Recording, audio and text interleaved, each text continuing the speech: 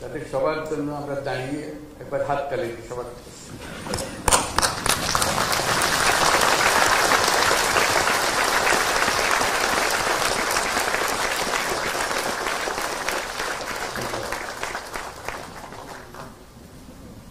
আজকে অনুষ্ঠানে আমাদেরকে মনে করিয়ে দেওয়া হয়েছে মরণোত্তর পুরস্কার দেওয়ার চাইতে জীবদ্দশায় পুরস্কারটা পেলে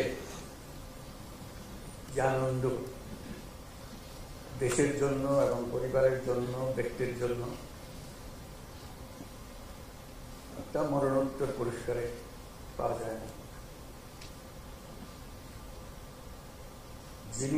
যাকে আমরা সম্মান দেখাচ্ছি তিনি আমাদের সঙ্গে নেই। আমরা যেন আগামীতে এটা একটা নিয়ম করতে পারি যে যাদের মরণোত্তর দেওয়ার তাদের পালা শেষ করে দিয়ে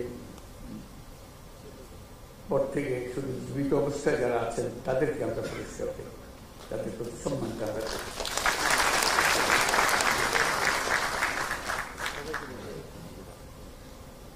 তারা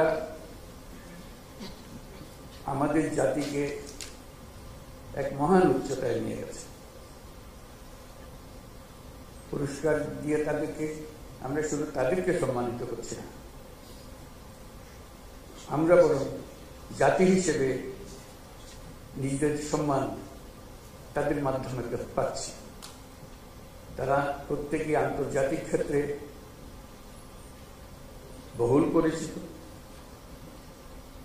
তারা সারা জাতির জন্য অনেক কিছু দিয়ে গেছেন।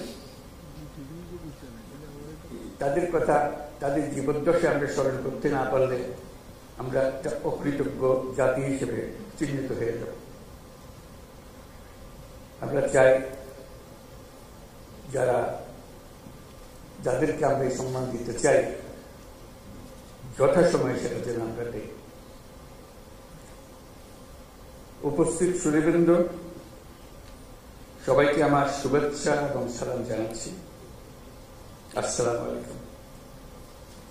আজ 25শে মার্চ মানব সভ্যতার ইতিহাসে কলঙ্কিত এক হত্যাযজ্ঞের দিন।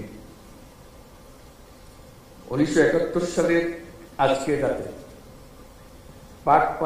পাক হানাদার বাহিনী নিরস্ত্র ঘুমন্ত বাঙালির উপর নির্মমভাবে গুলি চালিয়ে হাজারো মানুষকে হত্যা করে। 25শে মার্চ থেকেই এই দেশের মানুষ সশস্ত্র প্রতিবাদে জেগে উঠেছিল। 9 মাসের যুদ্ধের মধ্য দিয়ে স্বাধীন হয় বাংলাদেশ।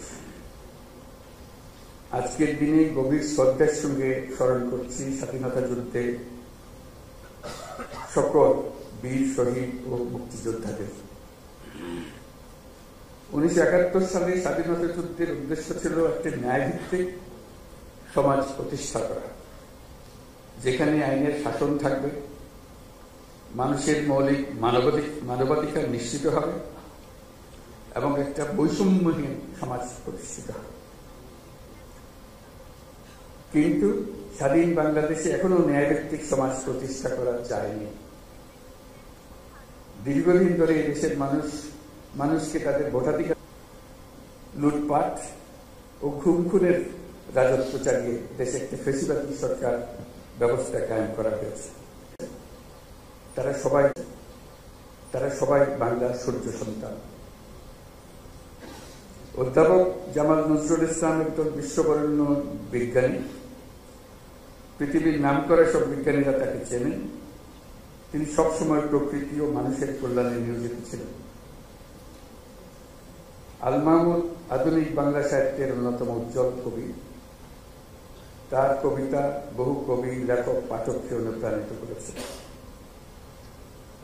বিশ্বের শীর্ষস্থানীয় বেসরকারি উন্নয়ন সংস্থা ব্র্যাকের প্রতিষ্ঠাতা স্যার ফজলে হোসেন আবেদ 1971 সালে বাংলাদেশের স্বাধীনতা যুদ্ধের সময় ও পরবর্তী সময়ে তিনি বাংলাদেশ গড়ার কাজে নিয়োজিত ছিলেন। লন্ডনের ফ্ল্যাট বিক্রির টাকা দিয়ে তিনি ব্র্যাক গড়েছিলেন। প্রান্তিক গরিব মানুষের জীবনমান উন্নয়ন সহ বহুমুখী কাজে ব্র্যাক এখনো গুরুত্বপূর্ণ ভূমিকা রেখে চলেছে। লেখক ও বুদ্ধিজীবী বদরুদ্দিন ওমরকে রাষ্ট্রীয় সম্মাননা জানাতে পেরে আমরা আনন্দিত ও সম্মানিত। তার সম্মাননা স্মারক আমাদের পরের প্রজন্মের জন্য অনুপ্রেরণা হিসেবে জাতীয় জাদুঘরে সংরক্ষিত থাকবে। বাংলার সঙ্গীত ও আর্টের দুই উজ্জ্বল নক্ষত্র আজম খান ও নবের আহমদ। পূর্ব বাংলায় নবেরার হাতেই প্রথম ভাস্কর্যের উদ্বোধন হয়। তিনি আধুনিক ভাস্কর্যের পথিকৃৎ।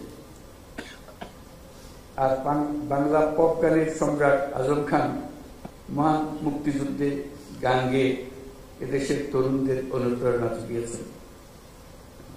তিনি সমাজের বঞ্চিত মানুষের জন্য গান করেছেন। আজম খান এদেশের হাজারো তরুণ সঙ্গীত শিল্পীর আইকন।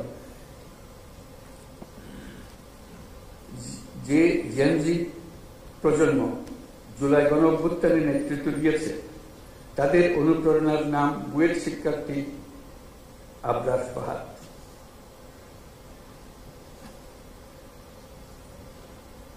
সে ন্যায় বিচারের জন্য, বাক স্বাধীনতার জন্য জোরালো প্রতিবাদ করে সন্ত্রাসীদের হাতে নিহত হয়েছিল। তাকে স্মরণ করে তাকে রাষ্ট্রীয় সম্মাননা জানাতে পেরে জাতি গর্বিত। যারা আজ এই সম্মাননা পেলেন তারা জীবদ্দশায় এই প্রাপ্তি দেখে যেতে পারেননি। এটা অত্যন্ত বেদনাদায়ক। আজকের দিনে তাদের অবদানকে আমরা কৃতজ্ঞতার সঙ্গে স্মরণ করছি। স্বাধীনতা পদক প্রাপ্তদের স্বজন যারা আজ এখানে উপস্থিত আছেন, তাদের প্রতি আমার শুভেচ্ছা ও সহমর্মিতা জানাচ্ছি। জাতীয় জীবনের বিভিন্ন ক্ষেত্রে অনন্য অবদানের স্বীকৃতি হিসেবে আজ আপনাদের স্বজনরা সর্বোচ্চ রাষ্ট্রীয় পুরস্কার পেয়েছে। দেরিতে হলেও তাদেরকে এই স্বীকৃতি ও সম্মান প্রদান করতে পেরে আমরা সবাই আনন্দিত, দেশের সবাই আনন্দিত। তাদের কাজ যুগ যুগ ধরে প্রজন্ম থেকে প্রজন্মে তরুণদের মধ্যে অনুপ্রেরণা ছড়িয়ে দেবে। আজকে উপস্থিত থাকার জন্য আপনাদের সবাইকে ধন্যবাদ। আবারও সকলকে মহান স্বাধীনতা দিবসের শুভেচ্ছা জানিয়ে বক্তব্য শেষ করছি। আল্লাহ হাফেজ। মাননীয় প্রধান উপদেষ্টাকে তার মূল্যবান ভাষণ প্রদানের জন্য সশ্রদ্ধ কৃতজ্ঞতা ও আন্তরিক ধন্যবাদ জানাচ্ছি। এখন